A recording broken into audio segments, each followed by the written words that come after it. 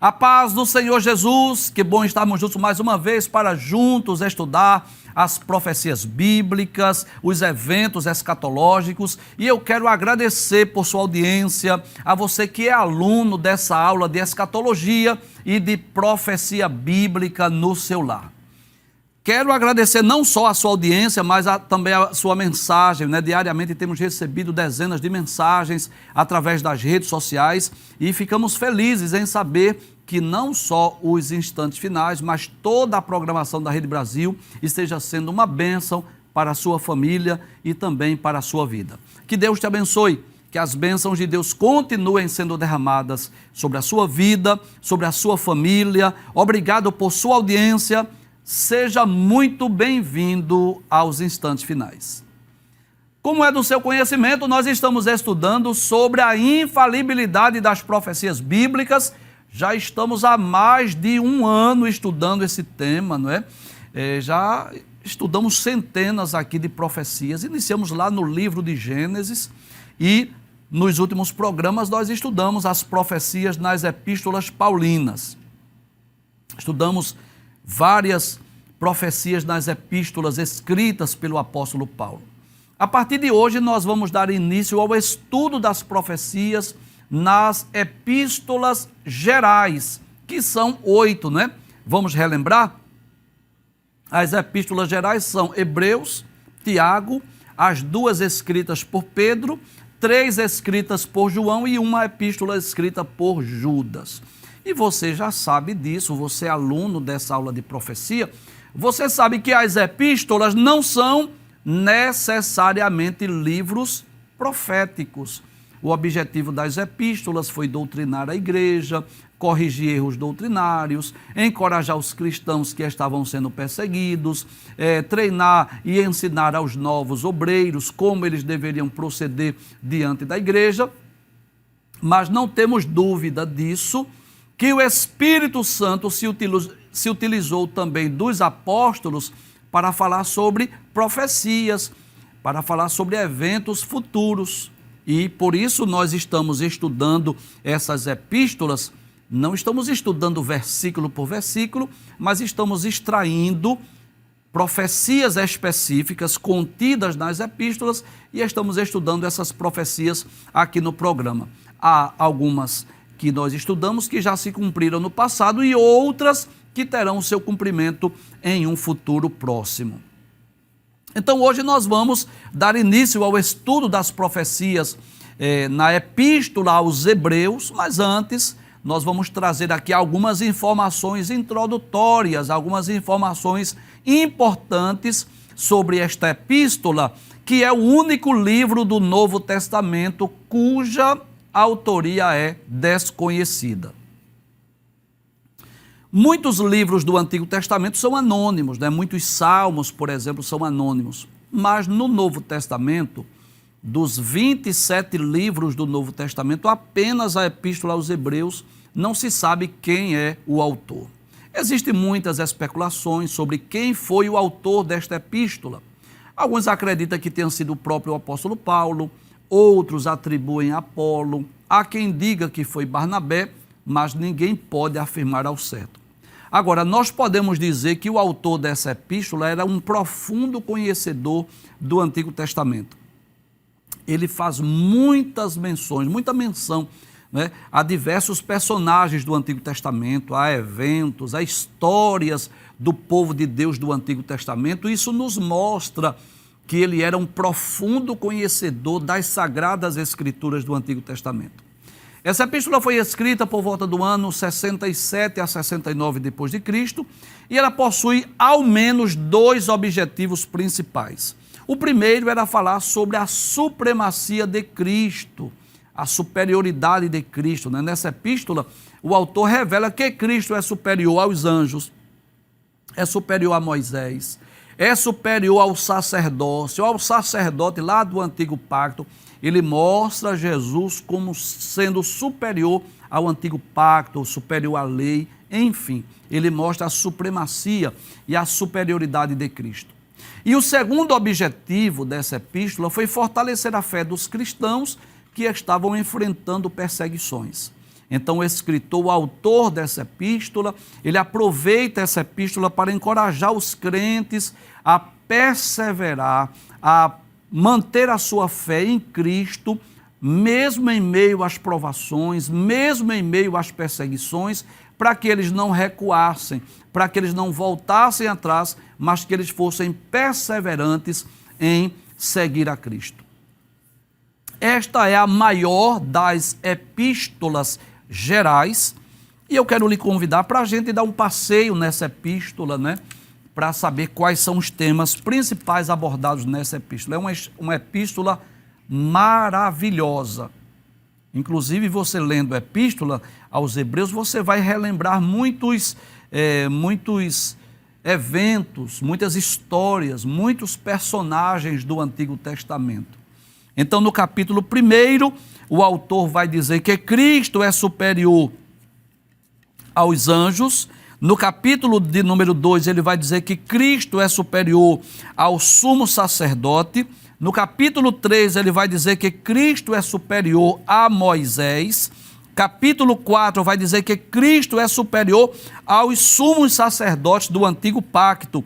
E nesse tema ele abrange também o capítulo de número 6. No capítulo 7 ele vai mostrar que o sacerdócio de Melquisedeque era uma figura do eterno sacerdócio de Cristo. Capítulo de número 8, ele vai dizer que o antigo pacto era um símbolo transitório e que Cristo é o mediador de um pacto melhor e eterno. Capítulo 9, ele vai dizer que os sacrifícios do santuário, por causa das suas imperfeições, deveriam repetir-se, mas o de Cristo é único, porque o sacrifício de Cristo foi perfeito. No capítulo de número 10, ele exorta-nos a perseverar na fé. Capítulo 11 é um dos capítulos mais extraordinários da Bíblia, onde está os exemplos de fé tirados do Antigo Testamento. Capítulo 12 é uma exortação a perseverar na fé em meio às provações e também uma exortação à santidade. E, finalmente, no capítulo de número 13, ele vai falar sobre vários preceitos e também votos e saudações finais.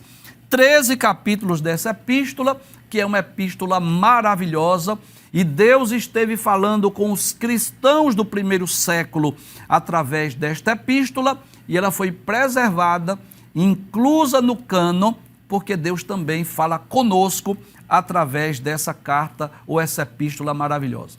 Mas nós vamos abordar um tema específico. Nós já dissemos que não estamos estudando os livros versículo por versículo, mas estamos extraindo algumas profecias. E nós vamos extrair um tema dessa epístola para nós estudarmos hoje. Pode passar, por gentileza? Isso. Os incrédulos não entrarão no repouso de Deus. É o tema que nós vamos estudar hoje, sobre o perigo da incredulidade.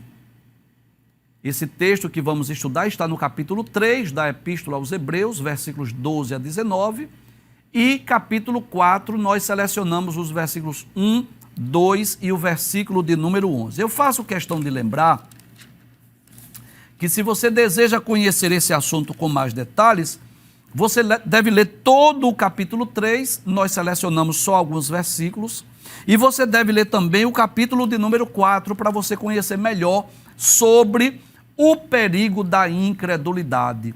Os incrédulos não entrarão no repouso de Deus. Então, à sua esquerda, você tem aí uma imagem meramente ilustrativa do escritor desta epístola, que não sabemos quem foi o autor, e à sua direita, uma imagem meramente ilustrativa do repouso de Deus, como que uma porta dos umbrais celestiais, onde os salvos irão adentrar no futuro. Mas antes de nós comentarmos, traz a tela, por favor.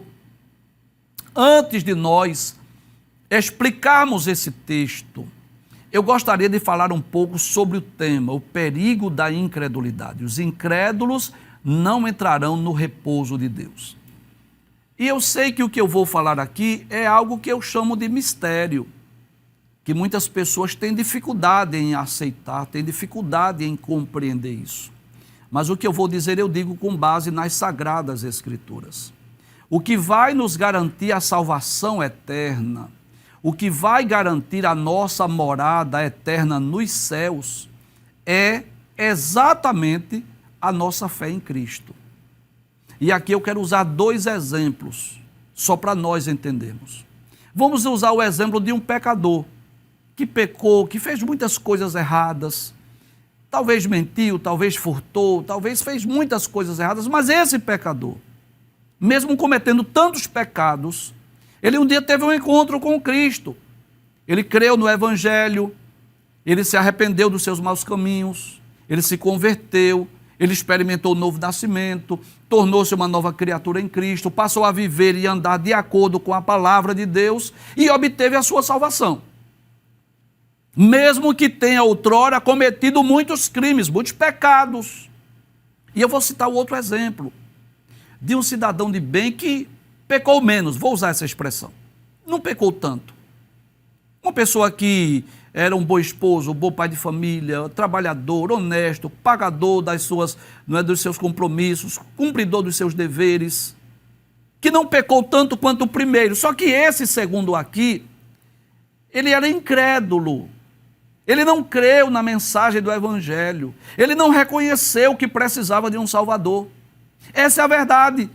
É triste dizer isso, mas essa é a verdade. Se essa pessoa, mesmo sendo um bom esposo, um bom pai de família, trabalhador, honesto, cumpridor dos seus deveres, se essa pessoa não crer em Cristo, essa pessoa não será salva.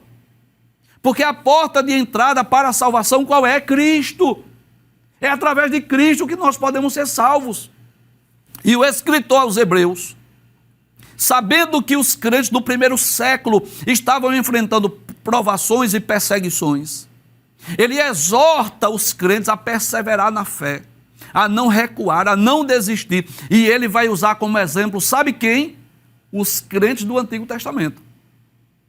Ele vai fazer um paralelismo nesses capítulos 3 e 4 da Epístola aos Hebreus, ele vai fazer um paralelismo com a história do povo de Israel, que até saíram do Egito, que até atravessaram o Mar Vermelho, mas não chegaram em Canaã, não chegaram no seu repouso. E qual foi o pecado principal? Isso, incredulidade. Inclusive eu quero lhe convidar para você estar com a sua Bíblia. Se você não estiver, corra lá, porque nós vamos citar aqui alguns textos lá dos capítulos 13 e 14 do livro de Números, para nós falarmos de forma mais específica da incredulidade, o pecado da incredulidade. Porque é claro que Israel cometeu outros pecados, dentre eles incredulidade, murmuração, idolatria, mas de forma mais específica nós vamos falar hoje sobre o perigo da incredulidade. Então, mesmo que a pessoa seja um cidadão de bem, se não crer em Cristo, se não crer no Evangelho, essa é a verdade, essa pessoa não poderá ser salva. Abre o texto, por favor. Hebreus capítulo 3, versículo de número 12, diz assim: Vede, irmãos, olha que ele está falando para crente, vede, irmãos, que nunca haja em qualquer de vós um coração mau e infiel para apartar-se do Deus vivo. Em outras palavras, o escritor aos Hebreus está dizendo, olha, tomara que não haja entre vocês pessoas que têm um coração mau, um coração infiel, para se apartar do Deus vivo. E eu quero deixar bem claro aqui que nós não cremos naquela frase dita por alguns grupos cristãos, uma vez salvo, salvo para sempre. Nós não cremos nisso. Sabe o que é que nós cremos? Na necessidade da perseverança. Um dos requisitos para alcançar a salvação é perseverar em Cristo, é permanecer em Cristo. Isso está muito claro nas páginas da Bíblia. Ser fiel até a morte e dar-te-ei a coroa da vida. O que é que Jesus está dizendo? Se você não for fiel até a morte, você não vai receber.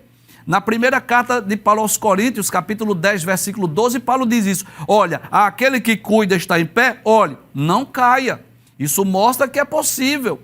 O escritor aos Hebreus vai falar sobre a apostasia. Se você ler, por exemplo, o capítulo de número 6, que não vou explicar hoje porque não é o tema do nosso programa, mas ele vai explicar aqui, capítulo 6, versículos 4 a 6, sobre o perigo da apostasia. Alguém que creu em Cristo e depois negar ou abandonar a fé. Então nós ensinamos sobre a necessidade de perseverar. Inclusive nós temos vários exemplos da Bíblia de pessoas que não foram perseverantes. Eu poderia citar o exemplo de Judas Iscariotes. Será que Judas Iscariotes não era salvo? Claro que era. Ele foi chamado de apóstolo, mas ele não perseverou em seguir a Cristo. Paulo faz menção a um discípulo, um companheiro seu chamado de Demas. E Paulo diz assim: Demas me abandonou amando o presente século. São exemplos claros e visíveis que alguém, mesmo sendo crente, mesmo sendo cristão, pode negar a fé, pode vacilar na fé, pode abandonar a Cristo, abandonar a Deus. Se não houvesse esse perigo, para que você escrever isso escrito aos Hebreus? Para que o Espírito Santo usar o escrito aos Hebreus para dizer isso? Se ele disse: olha, irmãos, que não haja entre vocês ninguém que tenha um coração mau e infiel para apartar-se de Deus, é porque havia o risco de, por causa das provações, por causa das perseguições, alguém dizer assim: olha, eu não quero mais ser crente, é muita luta, é muita prova, eu não quero mais ser crente. Volta ao texto, por favor. Aí o escritor aos Hebreus diz assim: vede, irmãos, que nunca haja em qualquer de vós um coração mau e infiel para apartar do Deus vivo, para se apartar do Deus vivo. Em outras palavras, que você não seja mau, que você não seja infiel, mas que você seja perseverante, que você não recue, que você não vacile, que você não volte atrás, que você permaneça na fé. Passe o texto, por favor. Aí ele diz: antes, olha, vou fazer um pedido a vocês.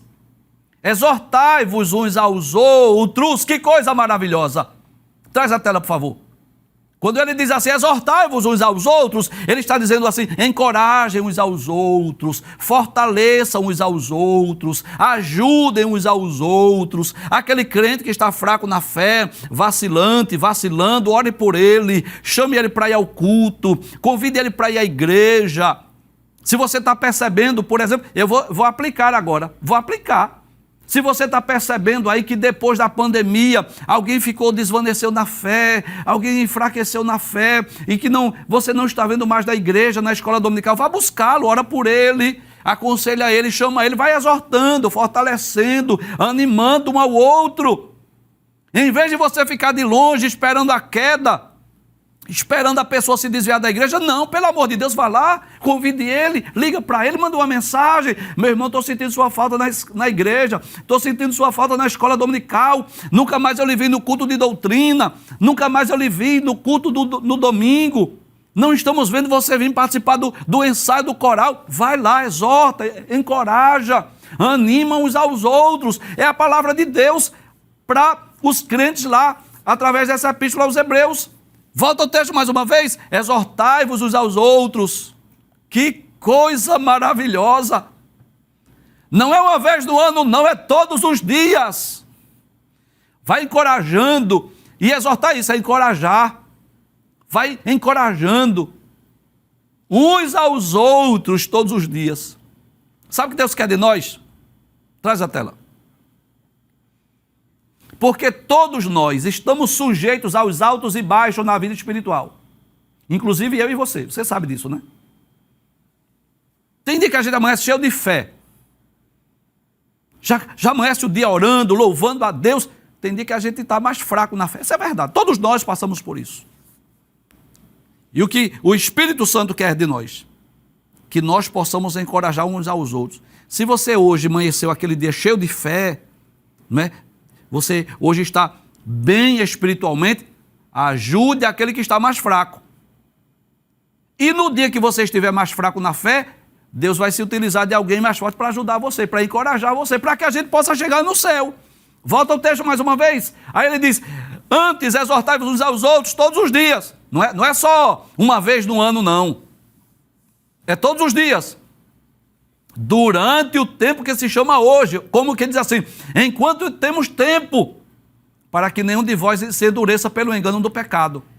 Porque alguém que esfriou na fé, alguém que está fraco na fé, Ele pode ter o coração endurecido pelo engano do pecado. Ele pode ir aos poucos se afastando de Deus, afastando da igreja. Daqui a pouco o seu coração está se enfraquecendo por causa do pecado. E eu quero me dirigir agora aos desigrejados, com muito respeito. Mas você sabe disso, que um desigrejado é feito um peixe fora d'água. Qual é a tendência natural? Morrer na fé. Você já percebeu que culto, templo é projeto de Deus? Você sabe disso, né? Não foi Deus que mandou Salomão construir o templo? Ou foi a ideia de Salomão? Não foi, foi ideia de Deus. E quando Salomão inaugura o templo, Deus disse assim: os meus olhos e os meus ouvidos estarão atentos à oração desse lugar. Quando vocês orarem, eu vou ouvir.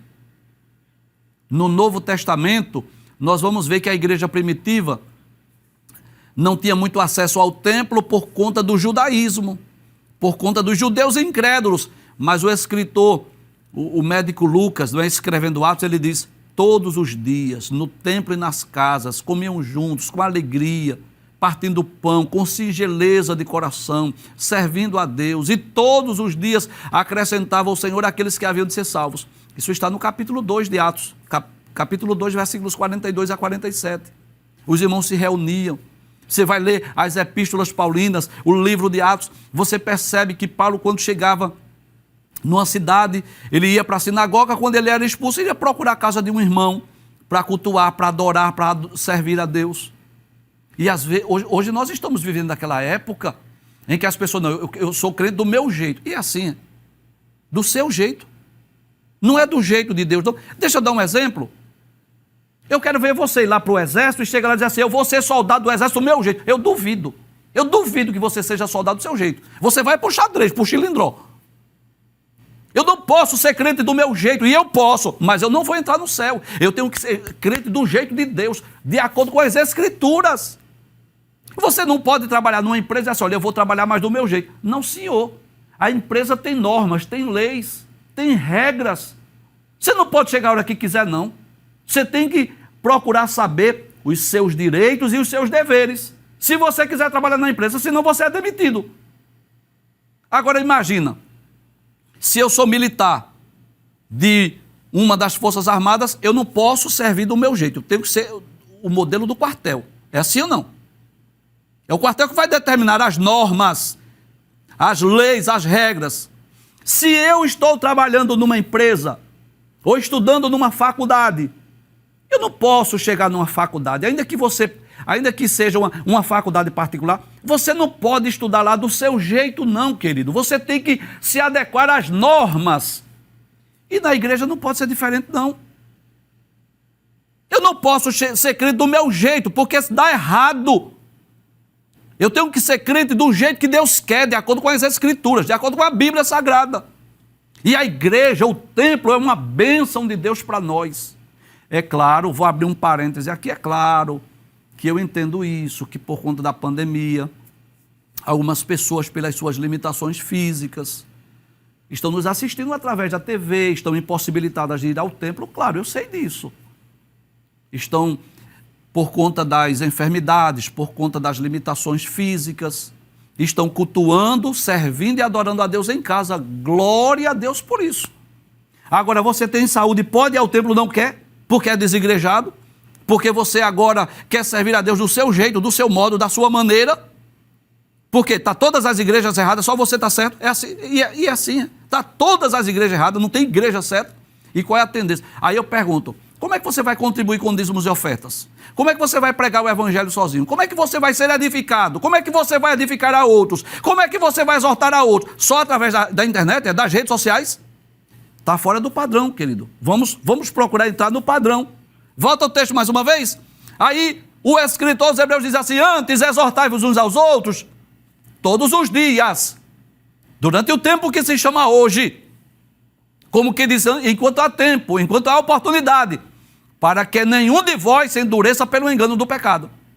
Porque é assim, a pessoa começa a se afastar da igreja, começa a se afastar da escola dominical, do culto de doutrina, começa a se afastar da Santa Ceia, começa a se afastar do altar da oração, começa a se afastar da Bíblia. Qual é a tendência natural? isso, ser engodado, enganado pelo engano do pecado, ser envolvido, coração endurecido pelo engano do pecado. Por isso que o escritor aos Hebreus diz assim: exortem uns aos outros, encorajem uns aos outros, fortaleçam uns aos outros. É esse o sentido. Passa o texto, por favor. Aí ele diz: porque nos tornamos participantes de Cristo. Nós agora somos participantes de Cristo. Sabe por que ele disse isso? Porque somos membros do corpo de Cristo. Se retivermos firmemente, olha que coisa maravilhosa. Que texto maravilhoso! Nos tornamos participantes de Cristo, ou seja, nós agora somos membros do corpo de Cristo. Aí ele diz: se retivermos firmemente o princípio da nossa confiança até o fim. Em outras palavras, se eu for perseverante, se eu não recuar, se eu persistir, se eu permanecer. É como alguém, permita-me fazer essa ilustração aqui. É como alguém que recebeu um transplante de órgãos. Um exemplo. Recebeu um transplante de órgãos. Não estava naquele corpo, aí recebeu aquele órgão que fez parte do corpo. Aí digamos que o corpo rejeitou. Eita, houve uma rejeição. Vamos tirar esse órgão aqui, vamos colocar outro. Então, existe a possibilidade de alguém receber o órgão e depois ter que tirar por conta da rejeição. O organismo está rejeitando. Então, alguém que agora está em Cristo pode ser retirado. Pode ser retirado. Se ele não permanecer em Cristo, ele pode ser retirado. Volta ao texto mais uma vez. Porque nos tornamos participantes de Cristo se retivermos firmemente o princípio da nossa confiança até o fim. Se você não recuar, se você não desistir. Passe o texto, por favor. Aí ele diz: enquanto se diz hoje, se ouvirdes a sua voz, não endureçais o vosso coração como na provocação. O escritor aos Hebreus diz assim: olha, se você hoje, traz a tela por favor, ouvir a voz do Espírito Santo, quer seja lendo as Escrituras, quer seja ouvindo o hino, quer seja através da programação da Rede Brasil, se você ouvir a voz do Espírito Santo, não endureça o coração. Abra o coração para que o Espírito Santo fale com você e possa mudar na sua vida o que você precisa, o que precisa ser mudado, transformado. Pode passar o texto, por favor, versículo 16. Ele diz: porque, olha aí, o exemplo do Antigo Testamento, havendo-a alguns ouvido, o provocaram, mas não todos os que saíram do Egito por meio de Moisés. Então, o que é que o escritor está dizendo? Saiu aquele grupo lá do Egito, 600 mil homens, fora mulheres e crianças. Há quem diga que há uma multidão aí de 2 a 3 milhões de pessoas. E saíram do Egito. Deus tirou do Egito com mão forte. Depois de enviar as 10 pragas, eles despojaram o Egito, saíram ricos e saíram ali confiantes. Quando abriu-se as águas do Mar Vermelho, aí é que eles viram milagres mesmo. Aí saíram confiantes. Aí Moisés, depois que atravessaram o Mar Vermelho, que o exército de Faraó morreu nas águas do Mar Vermelho, aí eles cantaram: só o Senhor é Deus, só o Senhor é Deus, e saíram cheios de fé, de ânimo, de esperança.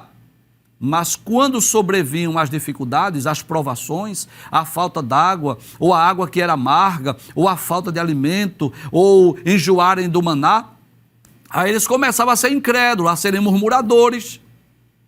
E o escritor aos Hebreus traz essas lições para servir de exemplo para nós não fazermos como aqueles incrédulos que provocaram o Senhor no deserto. Volta ao texto mais uma vez. Porque, traz o texto por favor, porque havendo alguns ouvido o que é a palavra de Deus, o provocaram, mas não todos os que saíram do Egito por meio de Moisés. Passa o texto, versículo 17.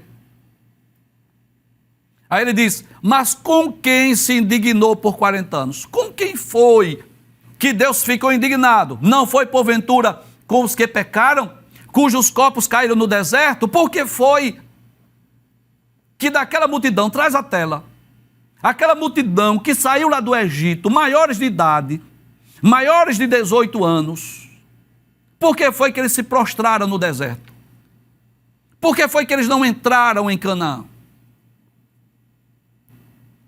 Por causa da incredulidade. por causa dos seus pecados, porque provocaram o Senhor. A murmuração, a incredulidade, a idolatria. Você sabe disso. Daquela multidão de 600 mil homens, só entrou 2, Josué e Calebe. Aí você vai perguntar, somente Josué e Calebe entrou em Canaã? Não. Entrou Josué e Calebe daqueles 600 mil. E os demais, quem foram? Aqueles que saíram do Egito de menor idade e aqueles que nasceram durante a peregrinação, que naqueles 40 anos, não foram 40 anos caminhando todos os dias, havia as paragens. E quando parava, a coluna de nuvem parava, a coluna de fogo parava, eles montavam suas tendas, e assim nasceram muitos filhos durante os 40 anos. Então o exército que lutou com Josué, por exemplo, deixa eu dar um exemplo, aquele exército que lutou com Josué para conquistar, por exemplo, Canaã, não foi aquele que saiu do Egito. Foram aqueles que saíram do Egito de menor idade e cresceram durante aqueles 40 anos, ou soldados que nasceram durante aquela peregrinação. Aquele exército lá de 600 mil ficaram prostrados no deserto. Por quê? Por causa dos seus pecados. Passe o texto, por favor. Versículo de número 18 e 19. Aí diz assim: e a quem jurou que não entraria no seu repouso, senão aos que foram desobedientes? E vemos que não puderam entrar por causa da sua incredulidade. Olha aí. Deixa essa tela aberta, por favor, que eu quero dar um destaque. O tema do nosso programa hoje é isso: os incrédulos não entrarão no repouso de Deus. Olha o texto do capítulo 3, versículo 18 e 19. E a quem jurou que não entraria no seu repouso? A quem foi no passado, do povo de Israel, que Deus disse assim: vocês não vão entrar no meu repouso, senão aos que foram desobedientes. E vemos que não puderam entrar por causa da sua incredulidade. É o tema do nosso programa hoje, o perigo da incredulidade. Traz a tela. Para você entender melhor esse texto, depois você lê 2 capítulos lá no livro de Números. Números capítulo 13 e Números capítulo de número 14. Porque você vai perceber no capítulo 13 que 12 homens são enviados para espiar a terra de Canaã. Deus disse a Moisés: manda 12 homens, um de cada tribo, espiar a terra. Veja lá como é a terra, se é gorda, magra, como são os seus moradores, seus habitantes. E quando eles voltaram lá de Cades Barnea, 40 dias depois, que eles trouxeram até frutos da terra, até foi preciso 2 homens trazer uvas, um cacho de uvas, 2 homens para trazer as uvas. 10 deles só viram dificuldades, só viram problemas, só viram impossibilidades. Versículo de número, capítulo 13, versículo 28, o que os 10 disseram? O povo, porém, que habita nessa terra é poderoso, as cidades fortes e muito grandes, e também ali vimos os filhos de Anak. Os amalequitas habitam na terra do sul, e os heteus, e os jebuseus, e os amorreus habitam nas montanhas, e os cananeus habitam junto ao pé do mar, pela ribeira do Jordão. Ou seja, aqueles 10 só olharam dificuldades, como que diz: nós não vamos vencer, nós vamos morrer. Eles murmuraram contra Deus e contra Moisés, dizendo assim: você nos trouxe para nós morrermos aqui. Capítulo 14, versículo 2. E todos os filhos de Israel murmuraram contra Moisés e Arão, e toda a congregação lhe disse: se morrêramos na terra do Egito, se morrêramos no deserto, era melhor para nós. E por que nos traz o Senhor essa terra para cairmos a espada, para que nossas mulheres e crianças sejam por presa? Não nos seria melhor voltarmos ao Egito? Aí diziam uns aos outros: levantemos o capitão e voltemos ao Egito. Já imaginou isso?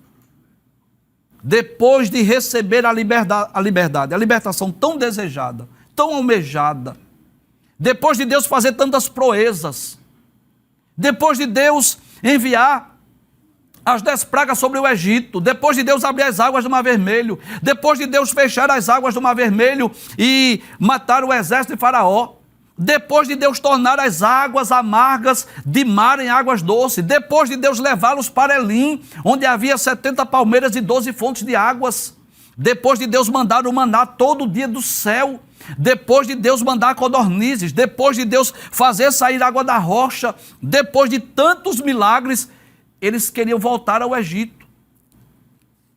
Aí você continua lendo, capítulo 14, versículo 6, diz assim: e Josué, filho de Nun, e Calebe, filho de Jefoné, dos que espiaram a terra, rasgaram as suas vestes, ficaram irados com aqueles 10 espias, e falaram a toda a congregação dos filhos de Israel, dizendo: a terra pelo meio da qual passamos a espiar é terra muito boa, ô terra maravilhosa. Eu fui lá e vi. Se o Senhor se agradar de nós, então nos porá nessa terra, e nula dará a terra que mana leite e mel. Tão somente não sejais rebeldes contra o Senhor, e não temais o povo desta terra, porquanto são eles o nosso pão. Retirou-se deles o seu amparo, e o Senhor é conosco, não temais. Então, enquanto 10 espias olhavam só para as dificuldades, os amalequitas, os filhos de Anak, os gigantes da terra, Josué e Calebe disseram assim: eles são nosso pão, o Senhor é conosco, o Senhor vai nos dar essa terra. E é por isso que Deus, se você ler, eu não tenho como ler todo esse texto agora, mas se você ler os capítulos 13 e 14, você vai ver que foi exatamente por causa dessa incredulidade do povo de Israel, quiseram inclusive apedrejar Josué e Calebe. Foi por causa dessa incredulidade que Deus disse assim: vocês não vão entrar no repouso, vocês não vão entrar na terra, vocês serão destruídos. E eles ficaram 40 anos rodeando na terra, ali no deserto. Para quê? Para que aquela geração morresse.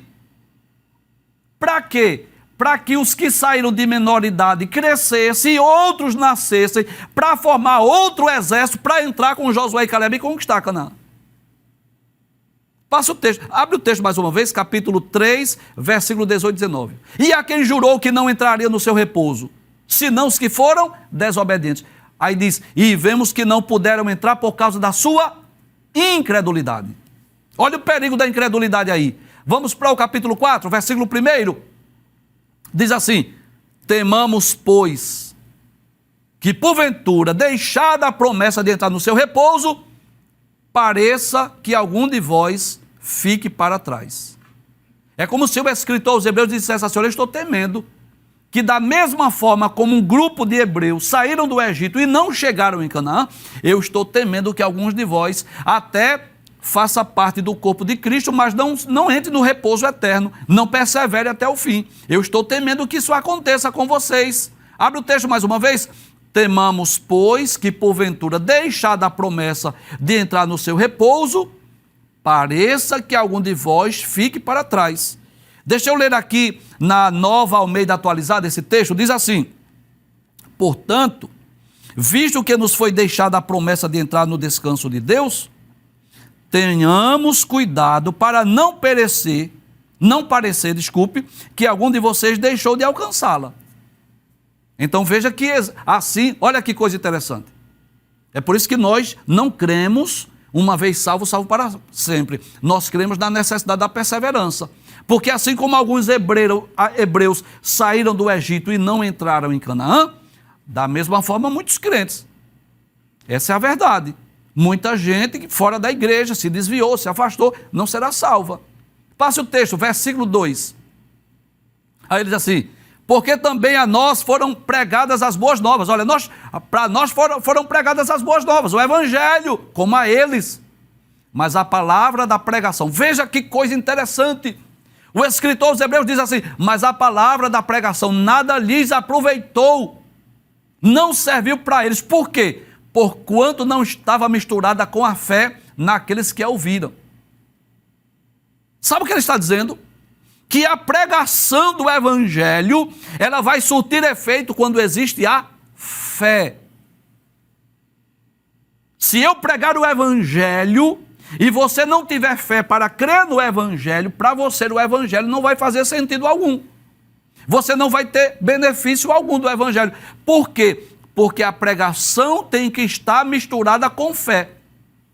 Aí é missão minha, nossa, da igreja, pregar. E é missão sua, crer, acreditar. Porque se essa minha pregação, a pregação do evangelho através da igreja, chegar a você, mas não tiver misturada com a sua fé, a mensagem do evangelho não vai surtir efeito no seu coração. Porque o evangelho vai surtir efeito se você tiver fé, se você crer, se você acreditar. Aí se você crer no evangelho, aí sim as portas serão abertas para que Cristo mude a sua vida, transforme o seu viver. Volta ao texto, último versículo, versículo de número 3, não, versículo 11, desculpe, diz assim, aí olha a exortação do escritor aos Hebreus: procuremos, pois, entrar naquele repouso. Que repouso é esse, professor? O repouso celestial. Não é mais a terra de Canaã terrestre, não é mais a terra que mana leite e mel, mas é o repouso eterno, para que ninguém caia no mesmo exemplo de desobediência. E qual foi o exemplo de desobediência? Foi a incredulidade. Então eu posso concluir, traz a tela por favor, dizendo que os incrédulos, aqueles que não crerem na mensagem do evangelho, não entrarão no repouso eterno. E essa é a verdade. Eu já disse aqui, mas eu vou repetir. No final da vida, todo mundo vai ser crente, você sabe disso, né? Porque depois que a pessoa morre, depois que morre não existe mais ateu, não existe, todo mundo é crente. Não estou dizendo que todos serão salvos, não confunda, não confunda. Eu estou dizendo que todos serão crentes. Eu vou dar aqui alguns exemplos. A pessoa ouviu a mensagem do evangelho, não creu, não acreditou, não foi salvo, morreu, foi para onde? Para o Sheol, para o Hades. Só que quando ele chega no Sheol, no Hades, quem vai estar lá são os incrédulos iguais a ele. Os crentes não estão lá, os salvos. Aí ele vai dizer assim, bem que os crentes disseram, realmente, eu não estou vendo um crente aqui, salvo não. Não chegaram aqui, porque eles morreram, mas estão em outro lugar. Eu vou dar um exemplo simples. No desastre, morreu crente e não crente. Houve uma separação, os crentes vão para o paraíso, os não crentes para o Sheol. Aí veja que coisa interessante, morreu todos, mas o destino é diferente. Aí quem está no Sheol é crente agora. Não é salvo, mas é crente. Realmente, bem que os crentes disseram. Ou no juízo final, quando a pessoa ressuscitar, para prestar conta diante de Deus no juízo final, aí ele vai olhar, sabe o que é que ele vai ver no juízo final? Pronto, é isso mesmo. Ele vai olhar de um grupo, de um lado só os condenados e do outro lado só os salvos. E eles vão contemplar a face dos salvos. Permita-me dizer isso, com muito respeito aos professores de faculdade. Com muito respeito. Porque se há uma profissão que eu admiro e respeito, são os professores, os mestres. Porque se não tiver professor, não tem juiz, não tem advogado, não tem nada.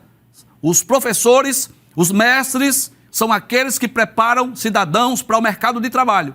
E eu respeito demais essa profissão. Até porque sou professor igual a você. Mas com muito respeito aos professores, eu quero me dirigir a esses professores que são incrédulos, que são ateus, que ridicularizam da Bíblia, que ridicularizam do Evangelho. Se você não se converter, não crer no Evangelho, um dia você vai chegar a essa conclusão. Bem que a Bíblia é verdadeira. A Bíblia é real. Por quê? De um lado vai estar os condenados, do outro lado vai estar os salvos. E você vai ver do outro lado os salvos, pessoas que talvez você até zombou, riu, ridicularizou. E essas pessoas estarão de vestes brancas, ao lado do trono de Deus, não para serem julgadas, mas para julgar os ímpios e os pecadores. Que Deus nos guarde do pecado, da incredulidade. Muito bem, nós estamos chegando ao final do programa e eu espero que você esteja gostando do programa, não é?